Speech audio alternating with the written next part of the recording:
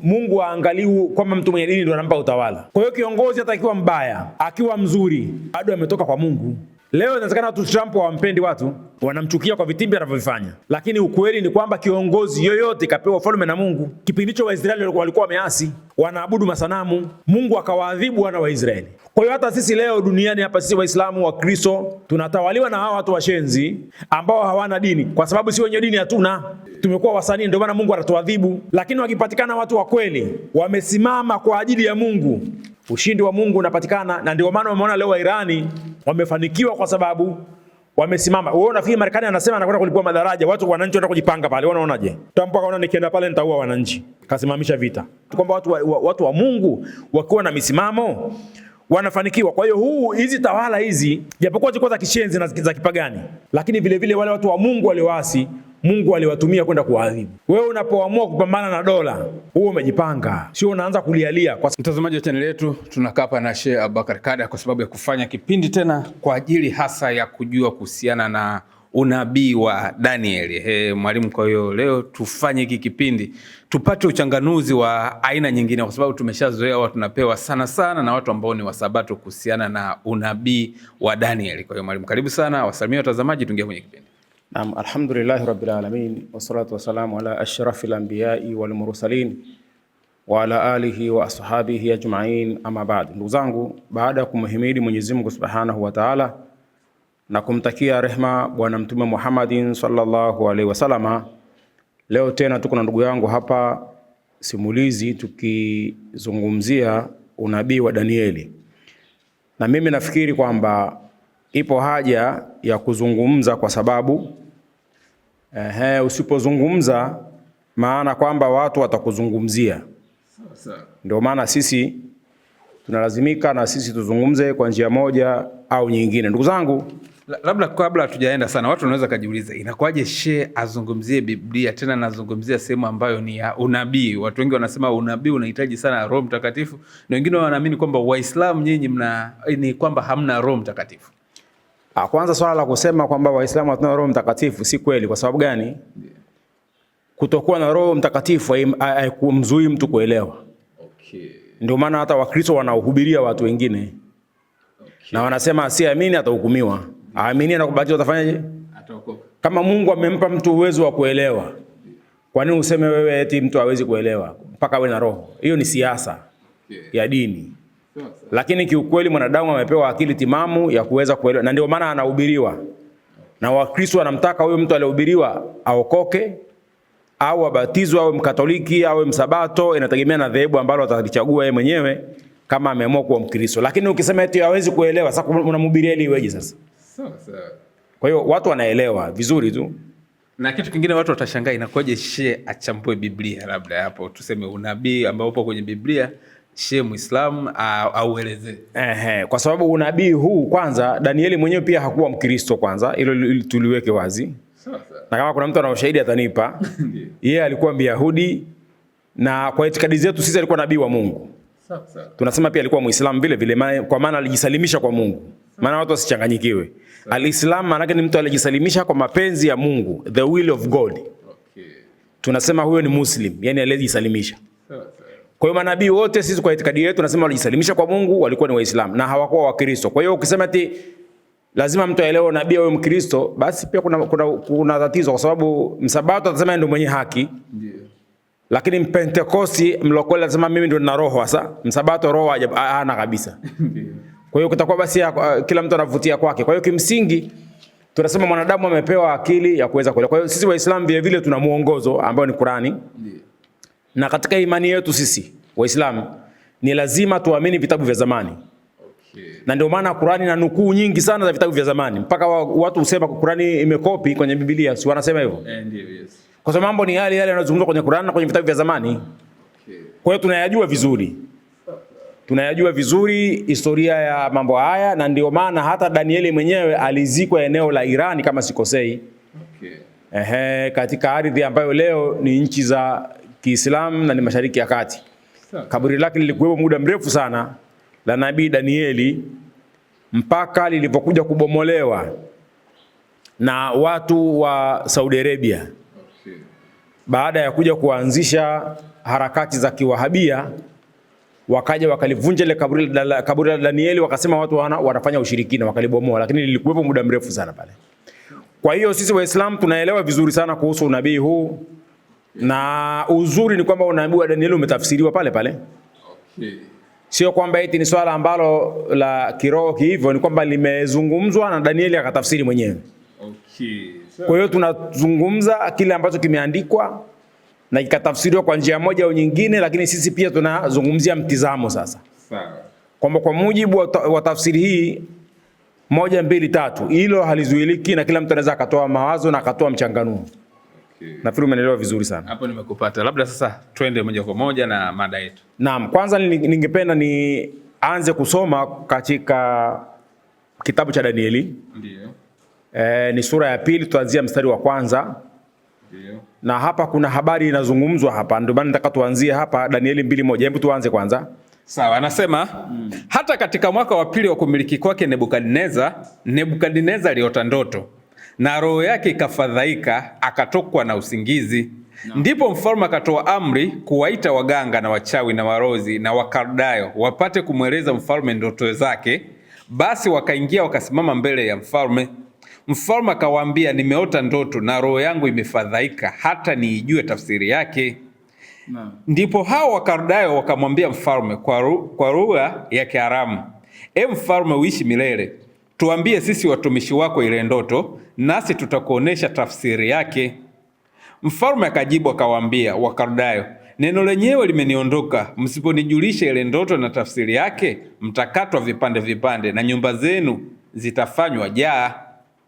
Tutulie hapo kwanza. Ndio. Yaani hapa kinazungumzwa kisa ambacho kilitokea wakati wa dola inaitwa Babylon Empire. Okay. Babylon Empire ni utawala ambao huu ulianzishwa na watu wanaitwa Hammurabi. Okay. Hammurabi ni watu ambao waliishi kuanzia mwaka 1792 BC before Christ mpaka mwaka 1750 kabla ya Kristo. Maana zamani miaka ilikuwa inaanza juu inateremka chini. Kwa hiyo ilikuwa ni mwaka 1792 mpaka mwaka 1550 ndipo hawa Hammurabi hawa walioanzisha utawala huu. Lakini jina hili Hammurabi kidogo tafsiri yake, maana yake hawa ni mabwana wa Hamu. Sasa sijaelewa kwa sababu kusema Hammurabi maana yake ni watoto wa Hamu, watoto wa Nuhu. Na ukitafsiri kwa maana hiyo itaonekana kwamba hawa walikuwa wa Afrika, kitu ambacho hata wenzetu wa maandiko ya zamani wanalijua hili vizuri. Sawa sawa. Tasimamisha nizime kwanza. Naam. Na nilikuwa nazungumza wa Hammurabi ambao waliishi mwaka 1792. Ndio. Ukisema Hamu maana yake ni mtoto wa Nuhu. Ndio. Lakini yule ambaye alikuwa ni mweusi. Sawa sawa. Chafahamu? Ndio. Ambao hawa waliishi eneo hili linaitwa Mesopotamia. Mesopotamia sasa hivi ni eneo la Iraki ya sasa.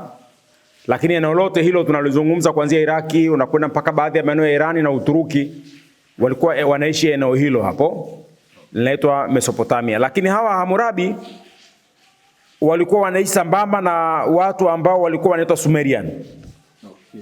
Sumerian ambao nao walikuwa wanaishi eneo hilo, na hawa Sumerian inasemekana ndio watu wa mwanzo hata kubuni maandishi.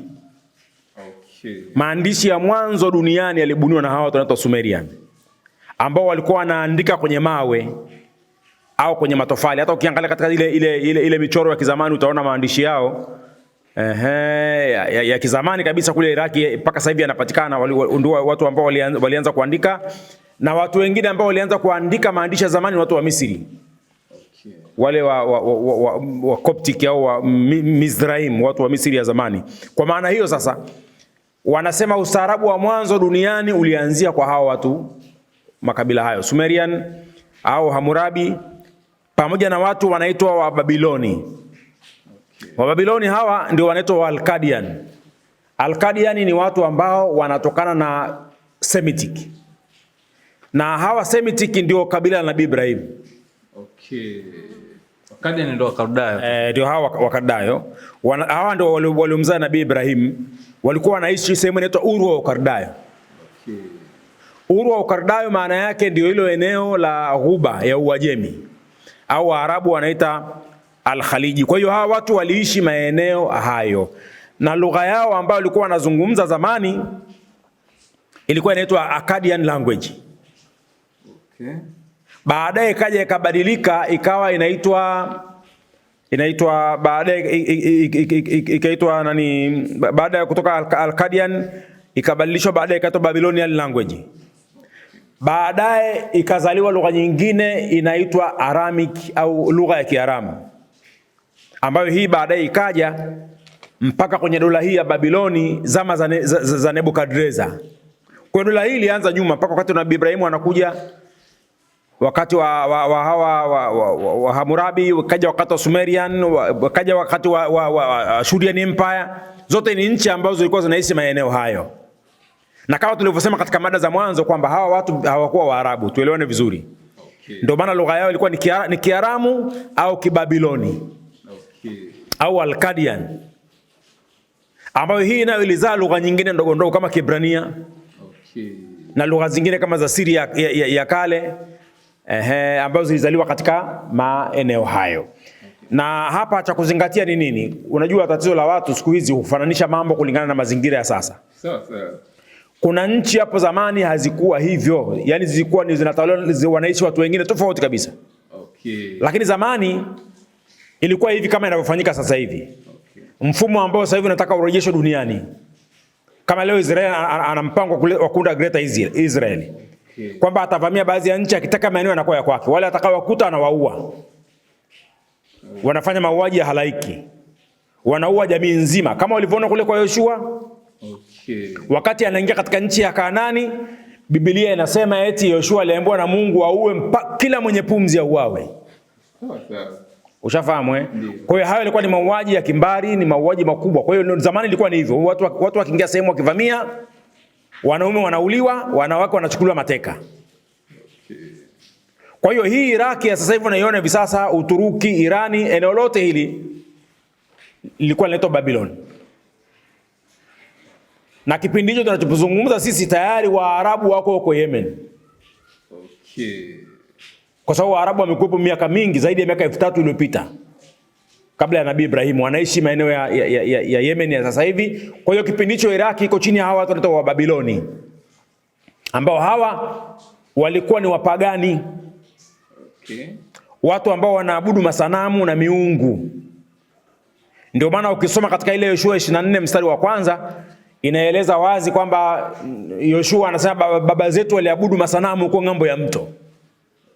Okay. Kwa hiyo hao walikuwa ni wapagani.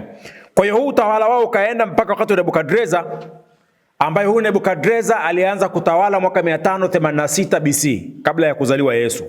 Okay. Ndio alianza kutawala katika utawala wake, na dola yake ilikuwa ni kubwa, ilikuwa ni empire. Kwa hiyo alianza kuvamia nchi nyingi tu. Alipiga nchi nyingi, na nchi ambayo ilikuwa ni kubwa ambayo inalingana na labda na Babeli kidogo ni Misri. Okay. Lakini vile vile hawa walivamia Misri na wakaivunja kabisa. Kwa hiyo ikabaki kuwa ni dola kubwa duniani, hii utawala wa Kibabiloni. Sasa hawa watu walipokuja huku Israeli wakafanya operation yao. Lakini miongoni mwa mambo mabaya waliyofanya ni kwamba walivunja hekalu la Yerusalemu. Okay. Walivunja hekalu la Yerusalemu. Jambo la pili walilofanya, kila kitu walichokikuta walichukua kama ngawira. Vyombo vya dhahabu ambao walivikuta katika nyumba ya Mungu ya Israeli wakachukua. Hekalu likavunjwa, halikubaki jiwe hata moja. Kwa hiyo wale wana wa Israeli ambao walikuwepo wakachukuliwa mateka, wakapelekwa uhamishoni. Ndio huo kibibilia wanaitwa uhamisho wa Babeli mwaka 586.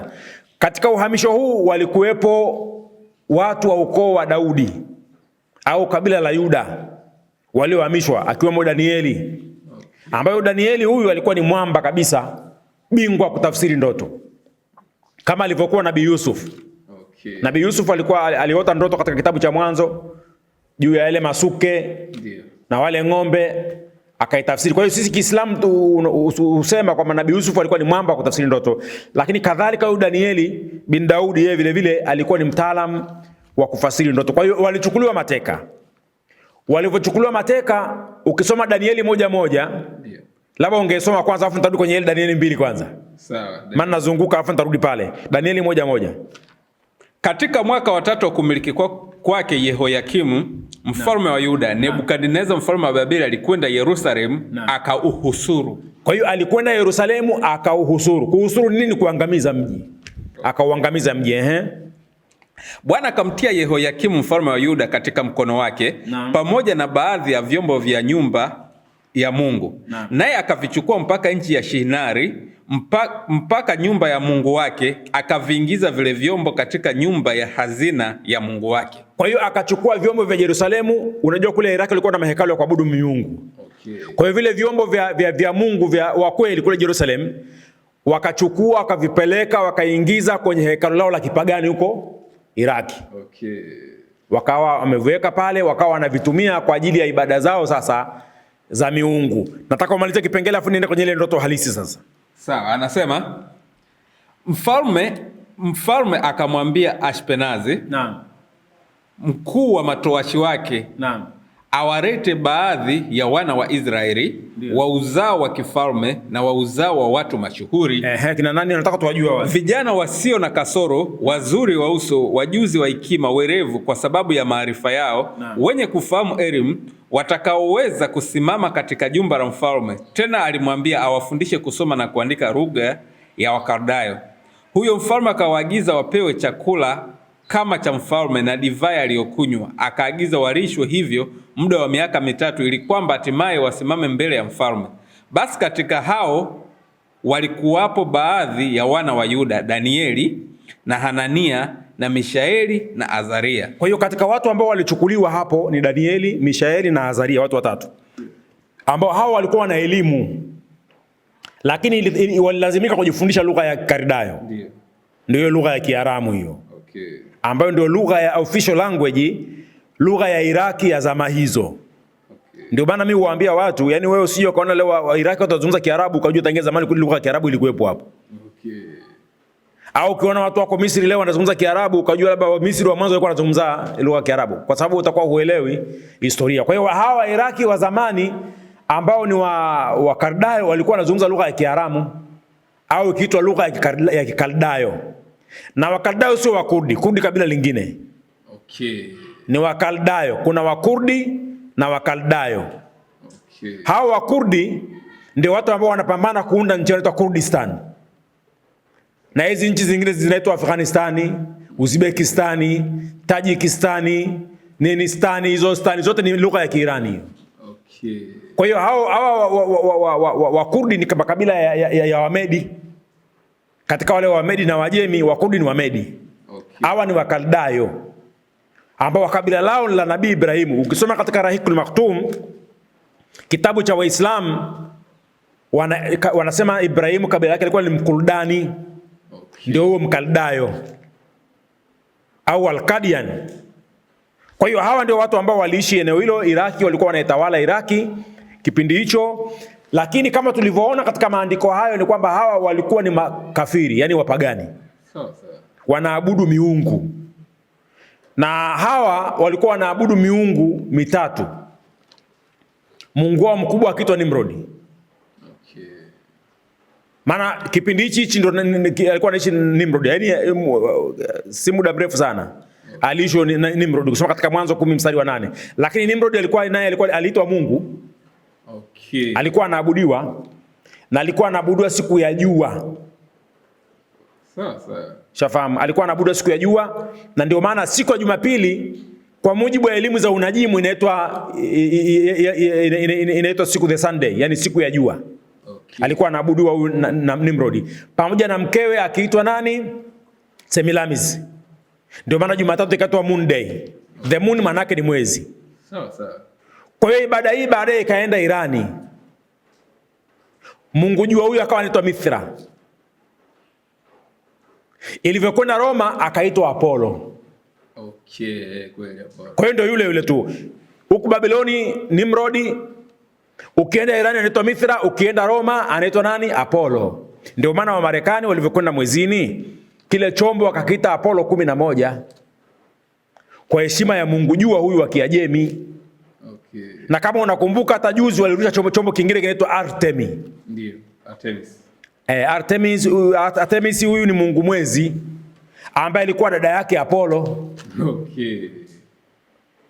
Kwa hiyo jua lilikuwa linatawala mchana, mwezi unatawala usiku. Ndio maana kile chombo cha sasa hivi wamekita Artemis. Na hawa NASA mimi hawa ni wapagani au hata kama sio wapagani, lakini wanahudumisha ule utawala wa zamani wa kizungu. Okay.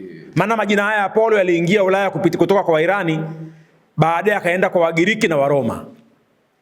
Ndio wanatumia majina haya Artemis kama mungu mwezi. Ndio maana kile chombo kimeitwa Artemis tu, kwa heshima ya mungu mwanamke wa Kigiriki na Kiroma ambaye anaitwa Artemis, ambaye ni mungu mwezi, ambaye ni ndugu yake Apollo.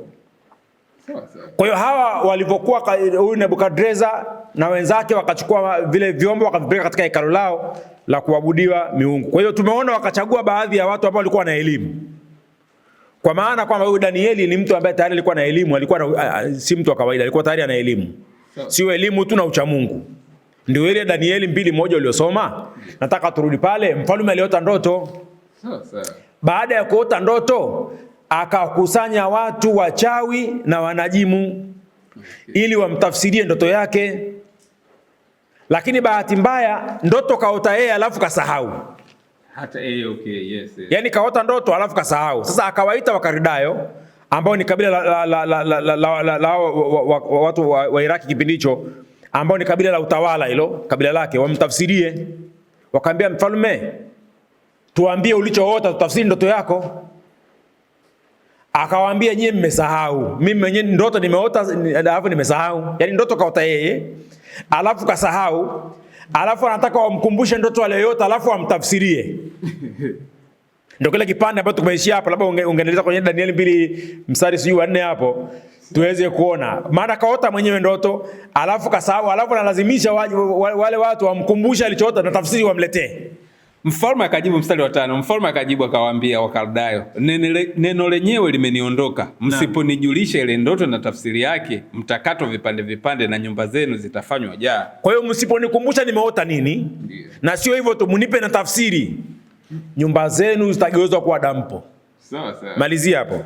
Bali kama mkinionyesha ile ndoto na tafsiri yake, nitawapa zawadi na thawabu na heshima nyingi. Basi nionyesheni ile ndoto na tafsiri yake.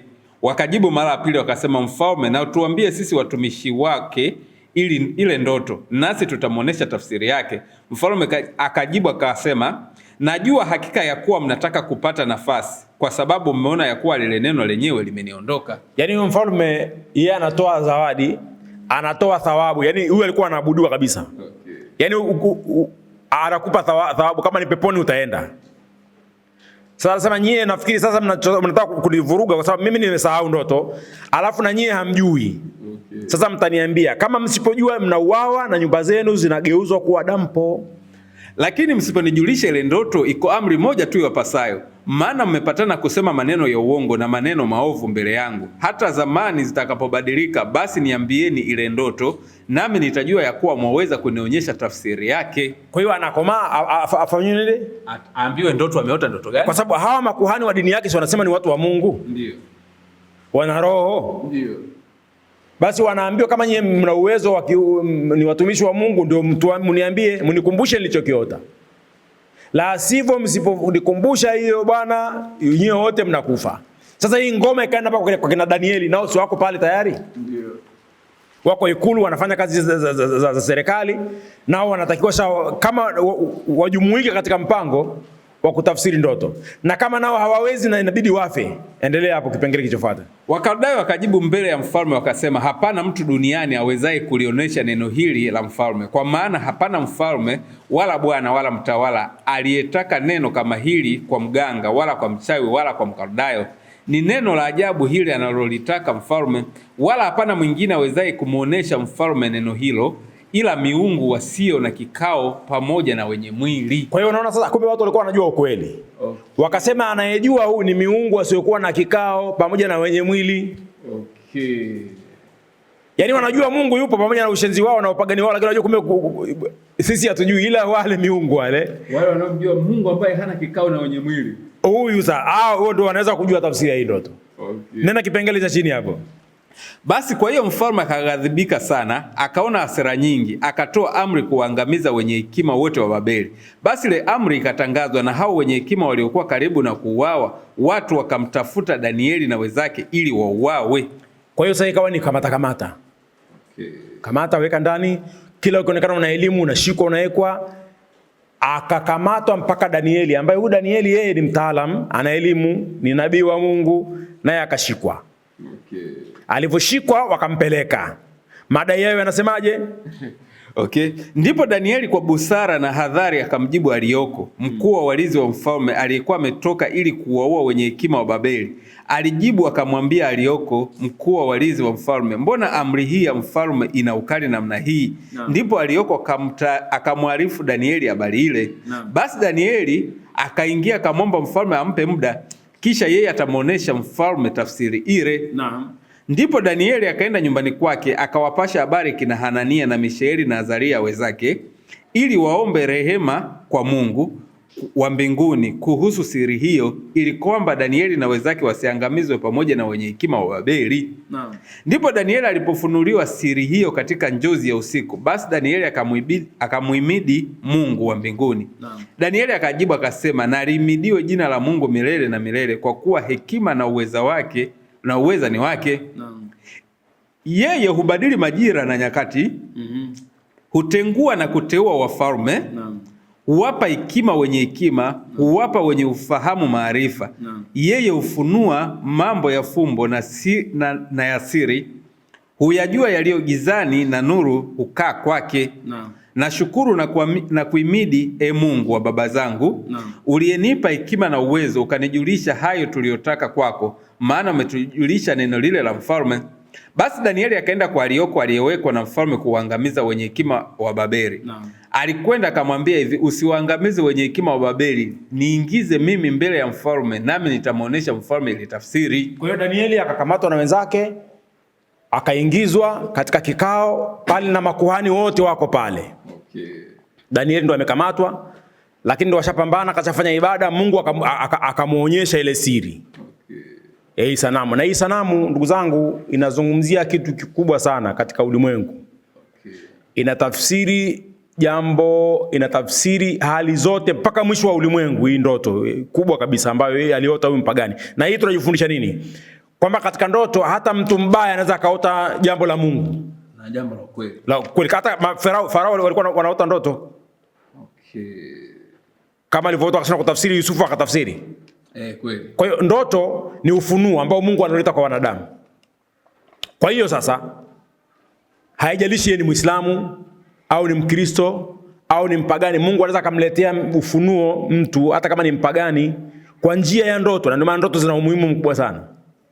Watu waweze kujua elimu za ndoto. Kwa hiyo Danieli akachukuliwa, akaingizwa katika hadhara ya mfalme akiwa na wenzake. Danieli ndio kiongozi hapo. Ikawaje? Tupe habari hapo. Mfalme akajibu akamwambia Danieli aliyekuwa akiitwa Belteshaza, je, waweza kunijulisha ile ndoto niliyoiona na tafsiri yake?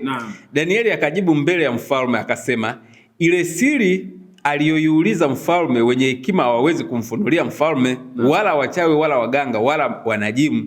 Lakini yuko Mungu mbinguni afunuaye siri, naye amemjulisha mfalme Nebukadneza mambo yatakayokuwa siku za mwisho.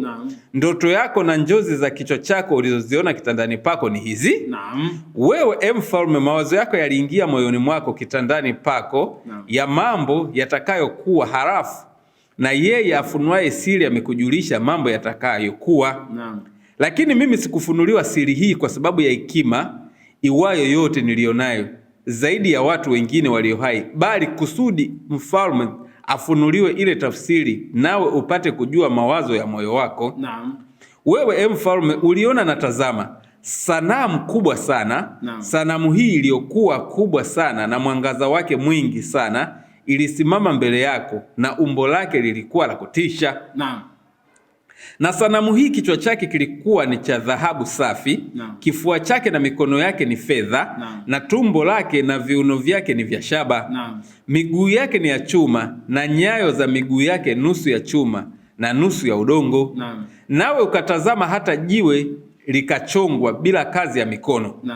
Nalo jiwe hilo likaipiga sanamu miguu yake iliyokuwa ya chuma na udongo, likaivunja vipande vipande. Naam. Ndipo kile chuma na ule udongo na ile shaba na ile fedha na ile dhahabu vilivunjwa vipande vipande pamoja, vikawa kama makapi ya viwanja vya kupepetea wakati wa joto. Upepo kavipeperusha hata pasionekane mahali pake. Na lile jiwe lililopiga hiyo sanamu likawa milima mikubwa, likaijaza dunia yote. Hii ndiyo ile ndoto, nasi tutaihubiri tafsiri yake mbele ya mfalme. Kwa hiyo ndoto aliona nabii Danieli, aliona huyu mfalme mpagani. Danieli anayesema sasa. Ndiyo. Ilikuwa ni sanamu mfano wa binadamu. Okay. Lile sanamu kichwa kilikuwa cha nini? Shaba. Kilikuwa cha dhahabu safi. Ndiyo. Sawa? Ndiyo. Lakini kifua kilikuwa ni cha nini? Shaba. Ndiyo. Miguu mpaka kwenye magoti hapa ni chuma. Ndiyo. Si ndivyo hivyo? Ndiyo. Na huko kwenye nyayo sasa ndio kuna mchanganyiko wa chuma na udongo. Ndiyo. Sasa wakati sanamu lile limedhihiri mbele ya ndoto ya huyo Nebukadreza, ukaja mwanga mkali sana. Likatoka jiwe ambalo alijukana limetoka upande gani, likaipiga lile sanamu, likaivunja vipande vipande. Likasambaratika mpaka sanamu ikawa vumbi. Okay. Yaani wametoa mfano, wamesema kama sehemu watu wanakupepeta ngano, ile makapi yanapeperuka, ndio ile sanamu jinsi ilivyokuwa. Okay. Na lile jiwe likawa mlima mkubwa, likajaza dunia nzima. Sawa. Hii ndio tafsiri ambayo aliota Nebukadreza. Kwa hiyo kuna vitu hapa vya kuzingatia, vitu vitano. Ndiyo. Kitu cha kwanza ni utawala wa mwanzo ambao ulifananishwa na kichwa cha dhahabu. Ndiyo. Utawala wa pili ulifananishwa na shaba. Watatu sijui ilikuwa ni fedha au? Okay. Anasema kichwa kilikuwa dhahabu safi, kifua chake na mikono yake ni fedha. Tumbo lake na viuno ni shaba. Tumbo na viuno ndio nini? Shaba. Chini ndio chuma. Ndio. Lakini sasa lile jiwe likaja likapiga likajaza mlima mkubwa, likajaza ulimwengu mzima. Ndiyo. Sasa kuna nataka uzungumze kipengele kimoja hapo chini ili tuzungumzie utawala wa kwanza. Pale Danieli anasema wewe ndio utakuwa kile kichwa cha dhahabu. Okay. Hii ndiyo ile ndoto, nasi tutaihubiri tafsiri yake mbele ya mfalme. Wewe mfalme, mfalme wa wafalme, na Mungu wa mbinguni amekupa ufalme na uwezo na nguvu na utukufu. Ndiyo. Na kila mahali wakaapo wanadamu, wanyama wa kondeni na ndege wa angani amewatia mkononi mwako, naye amekumilikisha juu ya hao wote. Wewe kichwa kile cha dhahabu. Kwa hiyo kichwa cha dhahabu ni utawala wa Babylon, ambao ni utawala wa kwanza kwenye hii ndoto ya Nebukadreza. Huu ni utawala wa Babiloni ambao katika sehemu ya kichwa, maana kichwa ni fedha, kifua ni kichwa ni dhahabu, kifua ni fedha, kiuno shaba, chini ndio chuma. Lakini kuna mchanganyiko wa udongo na chuma. Ni chuma. Kwa hizo ni tawala 4, empire 4 hizo. Empire ya kwanza ni Babeli, ndio kichwa cha dhahabu. Okay.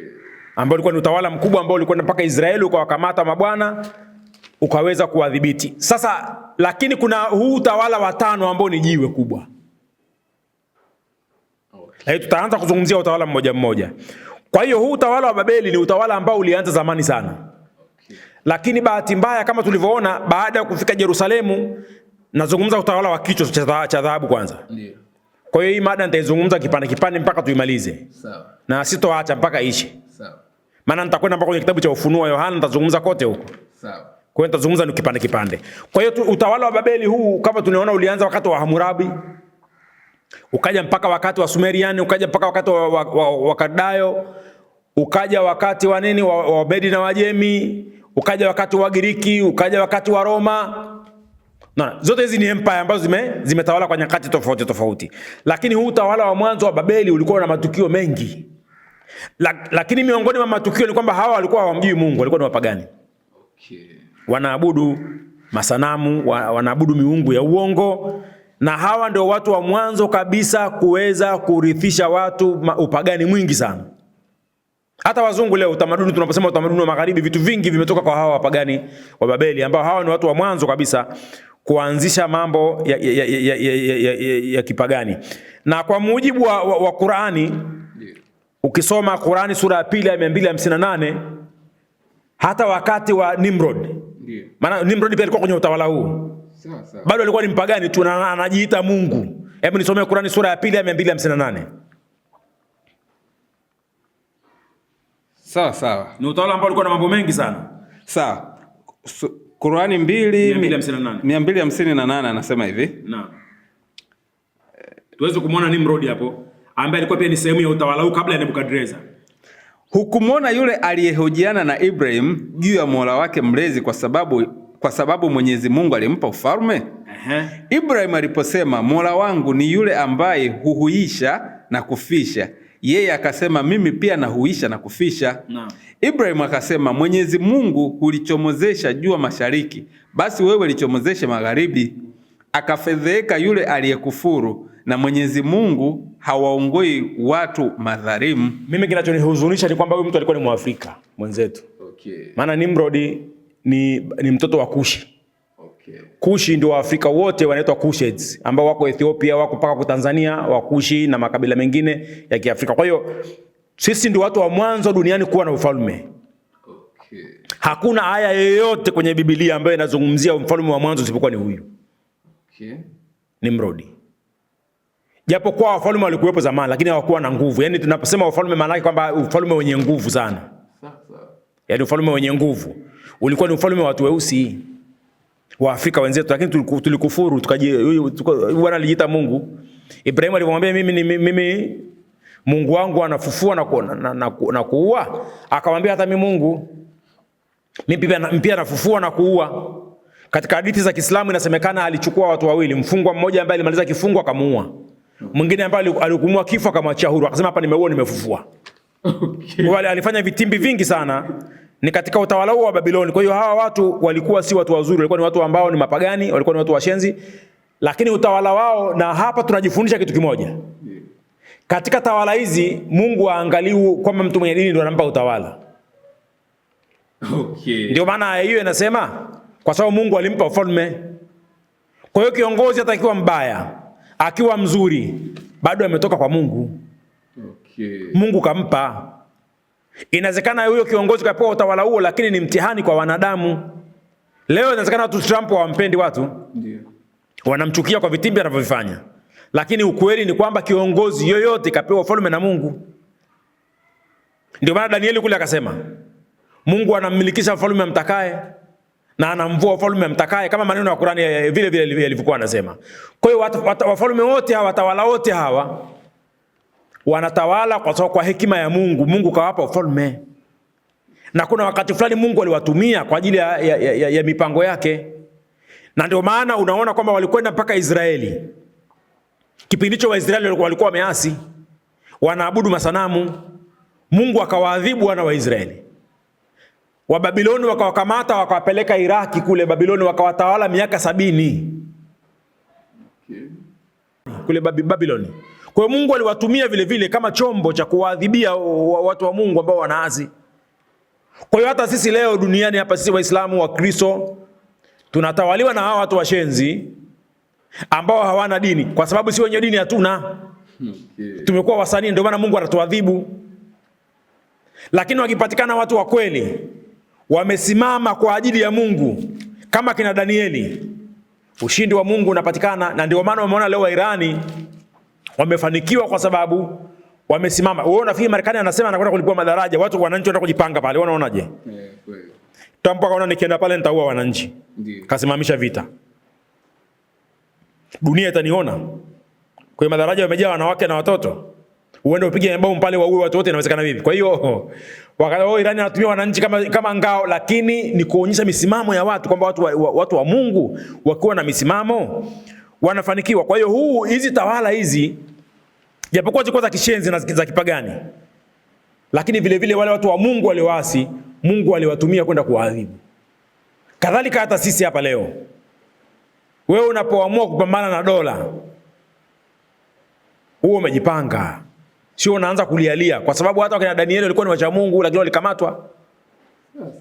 Wakachukuliwa utumwani, wakakaa kule. Wana wa Israeli walikaa utumwani zaidi ya miaka 400, wanatumikishwa katika hali ngumu. Sasa wewe Tanzania hapa na nchi zingine za Kiafrika tuna hali ngumu kwelikweli, lakini bado hatujafikia hali ya utumwa kama ya wenzetu. Kwa maana hiyo tawala hii wa kwanza ilikuwa ni utawala wa Babiloni, ambao ulifananishwa na kichwa cha dhahabu. Na ndugu zangu, utawala huu wa Babeli ndio sehemu ambayo hata uchawi uliteremshwa duniani. Okay. Qur'ani inasema hata uchawi uliteremshwa kwenye utawala huu. Nisomee Qur'ani sura ya 2 aya ya 101. Qur'ani sura ya 2 aya ya 101. Qur'ani sura ya 2 aya ya 101. Sawa. Qur'ani sura ya 2 aya ya 101. Naam. Tuone jinsi ambavyo ni sura Al-Baqara, Yes. aya 101, tuone Qur'ani inavyozungumza jinsi uchawi ulivyoteremshwa Babylon. Sawa. Na mji huu Mungu ameutaja kabisa kwenye maandiko ya Qur'ani sura Al-Baqara. Sawa, hii hapa aya 101. Naam. 101. Na alipowajia mtume kutoka kwa Mwenyezi Mungu, ndio mwenye kuthibitisha walionayo, kundi moja miongoni mwa wale waliopewa kitabu lilitupa kitabu cha Mwenyezi Mungu hicho nyuma ya migongo yao, kana kwamba hawajui. Yani Wayahudi hao, endelea. Na wakafuata yale waliozua mashetani kuhudhuria ufalme wa Suleimani. Ndiyo. Na wala Suleimani hakukufuru, bali mashetani ndio waliokufuru, wakiwafundisha watu uchawi na yaliyoteremshwa kwa malaika wawili, Haruta na Maruta, katika Babili. Naam. Wala hao hawakumfundisha mtu yeyote mpaka wamwambie, hakika sisi ni mtihani. Basi usikufuru. Wakajifunza kwa hao wawili yale ya kumfarikisha mtu na mkewe, wala hawawezi kumdhuru mtu ila kwa kutaka Mwenyezi Mungu, na wanajifunza yatayo wazuru, wala hayawanufaishi. Na hakika wanajua kwamba aliye hiari haya hata kuwa na fungo lolote katika ahera, na hakika ni kiovu mno walichojizuia nafsi zao, right wangelijua. Kwa hiyo hapa Qur'ani inaeleza jinsi uchawi ulivyoteremshwa katika mji wa Babylon. Uchawi uliteremka Babiloni na malaika wawili wanaitwa Haruta na Maruta wakawa wanafundisha uchawi, na kuna masimulizi ya Kiyahudi ambayo kwenye Biblia yameandikwa in short, ambayo haya masimulizi hayo yameeleza juu ya hawa malaika wawili. Okay. Kwenye kitabu cha Petro wa pili 2:4 au waraka wa Yuda 1:6 wameelezwa wa malaika Yuda mstari wa 6 anasema na malaika wasioilinda enzi yao wenyewe, lakini wakayaacha makao yao yasiyowahusu, amewaweka katika vifungo vya milele chini ya giza kwa hukumu ya siku ile kuu. Kwa hiyo hawa malaika waliacha enzi yao, ndio hao Haruta wa Maruta. Biblia yaani katika masimulizi mengine ya Kiyahudi inasema malaika walifeli mtihani. Okay. Walimpata mwanamke mmoja anaitwa Zuhura, wanavyosema wao katika masimulizi hayo ya Israeliati, inasemekana malaika walianguka. Kwa hiyo Mungu aliwaadhibu akawafunga. Ukisoma katika Petro wa pili 2:4 inasema wako kifungoni katika mto Frati. Hebu soma hiyo. Petro wa pili 2:4. Kwa maana ikiwa Mungu hakuwaachilia malaika waliokosa, bali aliwatupa shimoni, akawatia katika vifungo vya giza walindwe hata ije hukumu, wala hakuachilia ulimwengu wa kale, bali alimuhifadhi Nuhu mjumbe wa haki na watu wengine 7, hapo alipoleta gharika juu ya ulimwengu wa wasiomcha Mungu. Kwa hiyo hapa Petro pia anazungumza katika waraka wa pili juu ya malaika Haruta Maruta ambao walikuja na uchawi, ikawa ni mtihani kwa wanadamu. Kwa hiyo hapa kote nilikuwa nazungumza kuhusu utawala wa mwanzo ambao ulifananishwa na kichwa kile cha dhahabu, ambayo huu ni utawala wa Babeli ambao ulianza zamani, lakini ukawa empire mwaka 586, ukaingia katika mji wa Yerusalemu, ukawakamata mitume kina Danieli na wana wa Israeli, ikawapeleka uhamishoni, wakakaa zaidi ya miaka 100. Walipotoka hapo wakaelekea Irani sasa katika mji wa Shushani. Kwa hiyo nilikuwa nataka leo nizungumze kwa uchache kufikia hapa, ili nitazungumza sehemu ya pili sasa. Nitakuja kuzungumza utawala wa Medi na Wajemi mpaka wakati wa mwisho.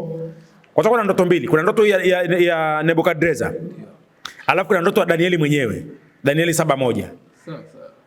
Alafu kuna ufunuo wa Yohana 13:1. Zote hizi inabidi tuzizungumze. Kwa hiyo leo nimeanza kuzungumzia utawala wa Babeli, sehemu ya kichwa tu cha dhahabu kwa uchache.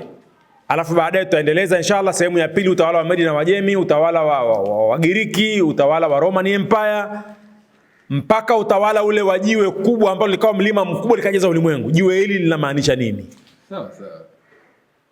Tunazungumza yote haya. Naona tumekuwa na kipindi kizuri sana, tunaweza tukamalizia tu. Basi kwa uchache niseme kwamba niwashukuru ndugu zangu kwa harakati zenu, na niseme kile kitabu nilikipata, namshukuru Mungu. Nilipata kopi, kuna mtu amenichukulia kile kitabu. Sawa. Kuna mtu amenichukulia kopi. Inshallah, na bahati mbaya kwa sababu amenistukiza leo na mvua hizi sikuweza kukibeba. lakini ninacho alhamdulillah, namshukuru Mungu, namuombea kwa Mungu amfanyie wepesi katika majambo yake. Lakini la mwisho kama nilivyosema, nitatoa namba za simu kwa wale wenye kuuliza na wale wenye kusapoti. Namba yangu ya simu ni 0714 829191. 0714 829191 kwa wale wenye kusubscribe katika chaneli hii ya Simulizi. Tuendelee kusubscribe, tuendelee kupata masomo haya. Na mimi nimeanza somo hili na liendeleza, haijalishi kwamba wangapi watasikiliza, lakini mbele tutalifafanua sana ili tuweze kupata faida kwa unabii huu wa Danieli ambao nimeuanza leo kama sehemu ya kufungua. Kwa hiyo machache niseme, assalamu alaikum warahmatullahi wabarakatuh. Asante.